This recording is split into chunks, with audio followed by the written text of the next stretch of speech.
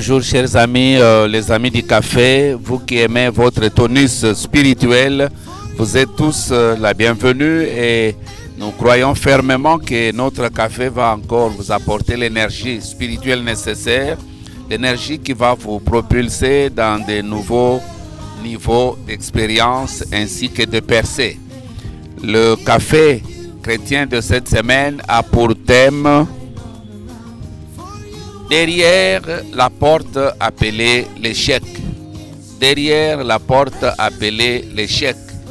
L'échec, comme nous l'avons vu depuis lundi, ce n'est pas une finale, mais au contraire, l'échec, c'est le commencement d'une nouvelle étape. Cette porte appelée l'échec renferme beaucoup de choses qui peuvent au juste vous aider et vous amener loin.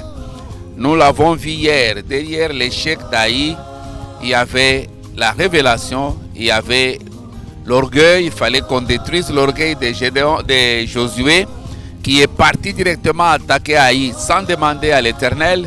Vous savez que la victoire ne puisse pas constituer un système appelé orgueil. Mais à chaque fois que tu as une victoire, retourne vers l'Éternel et pour être béni. Nous sommes encore dans notre troisième jour pour notre café avec notre thème derrière la porte appelée l'échec. Ouvrons nos Bibles dans Jérémie chapitre 13, le verset 1er jusqu'au verset 4e.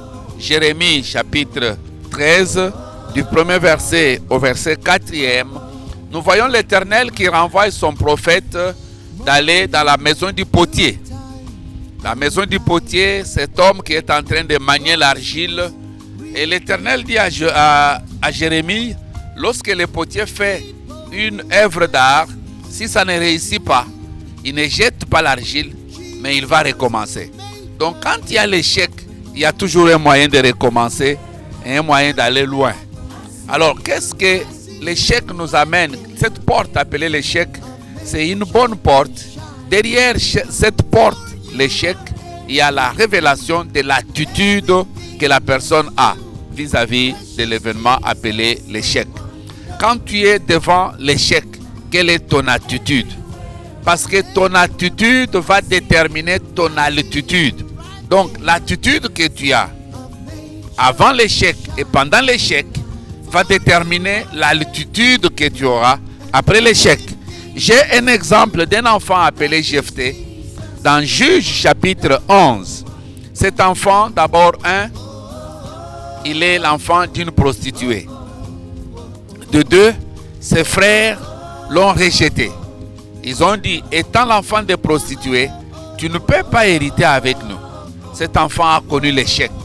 Cet enfant, en ayant cet échec, qu'est-ce qu'il a dû faire? Et pourtant, quand vous regardez très bien la Bible, nous dit au premier verset que c'était un vaillant. Mais aussi longtemps qu'il était avec sa famille, sa vaillance n'allait pas sortir. Alors il a connu l'échec, il est rejeté et il est chassé même de sa famille. Et quand il est parti, la Bible nous dit cet enfant a rassemblé les vauriens, cet enfant a rassemblé ceux-là qui n'avaient pas de la valeur et il a commencé à les entraîner. Il a commencé à entraîner cette équipe et voilà, il a fait sortir sa vaillance à cause de l'échec qu'il a connu avec ses frères. Et au verset 6e, la Bible nous dit, ces mêmes personnes qu'il avait rejetées, ils sont revenus. Ils sont revenus pour lui dire, viens et règne sur nous. Il a dit, moi venir régner sur vous, oui, vous m'avez rejeté. Ils ont dit, oui, nous t'avons rejeté. Mais cet échec a fait que derrière cette porte qui s'était fermée, quand tu l'as ouvert, la vaillance est ressortie. Et Jephthé a régné sur ses frères alors qu'il était rejeté. S'il vous plaît, si tu te retrouves en ce moment dans un échec quelconque, je ne sais pas lequel plutôt, sache-le, c'est une porte. Tu n'as qu'à ouvrir cette porte appelée l'échec. Il y a de belles choses qui sont cachées derrière. Dans Genèse chapitre 37, du verset 21 à 23, Joseph va connaître un échec. On va le vendre. Il va partir loin de sa famille, loin de ses rêves, loin de tout ce que Dieu avait donné sur lui comme promesse. Mais l'attitude que cet enfant a eue, là où il est parti, il s'est développé.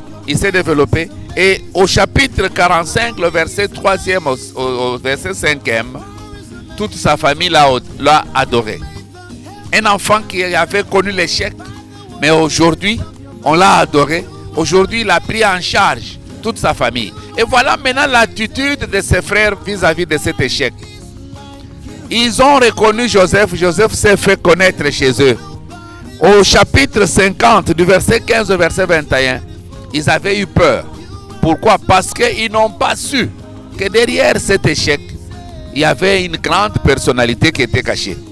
Si Joseph n'était pas vendu, il n'allait pas faire ressortir ce qui était en lui. Et j'aime bien son attitude. Il dit à ses frères, n'ayez pas peur de moi. C'est Dieu qui m'avait envoyé ici. C'est Dieu qui avait permis que par l'échec de me vendre, que j'ouvre la porte et qu'aujourd'hui je puisse dominer. C'est pourquoi toi aussi, je ne sais pas combien de fois tu as échoué dans la vie. Mais sache-le, chacun des échecs que tu as eu à connaître, c'est une porte pour recommencer. C'est une porte pour une nouvelle façon de faire les choses. C'est une porte pour une nouvelle façon de voir. Si aujourd'hui une sœur te dit non, c'est une porte pour avoir une autre qui est cachée quelque part. Si aujourd'hui un frère t'a dit non, je ne voudrais plus avancer avec toi, je ne voudrais plus te marier, ne faut même pas pleurer, ne verse même pas une larme pour ça. Mais c'est une porte qui va s'ouvrir. Et la Bible nous dit, lorsque une porte se ferme, Dieu ouvre cette autre porte. Donc l'échec nous donne l'opportunité de ce que cette porte s'ouvre devant nous. Bien aimé, chaque bus qui quitte par exemple Mongafula vers Zando, ce n'est pas tout le monde qui arrive au marché. Le bus peut quitter Mongafula, mais arriver à Delvaux, il y a les gens qui vont descendre. Mais quand ils descendent, ce n'est pas un échec pour les chauffeurs et pour les receveurs, mais ils laissent la place pour que quelqu'un autre monte. Et quand le bus arrive au niveau de Kitambo, il peut encore faire descendre les gens. Ça peut être comme l'échec pour les receveurs, les chauffeurs. Non, il y a encore une place qui est restée pour que les gens montent. Sache-le, que l'échec que tu as connu dans ta vie, c'est une nouvelle porte. Il y a des nouvelles personnes que tu dois rencontrer et qui seront une bénédiction pour toi. Si une personne te quitte, ça signifie sa contribution dans sa destinée est finie. Ce qu'il pouvait contribuer dans ta destinée est fini. Ce n'est pas une sorcière.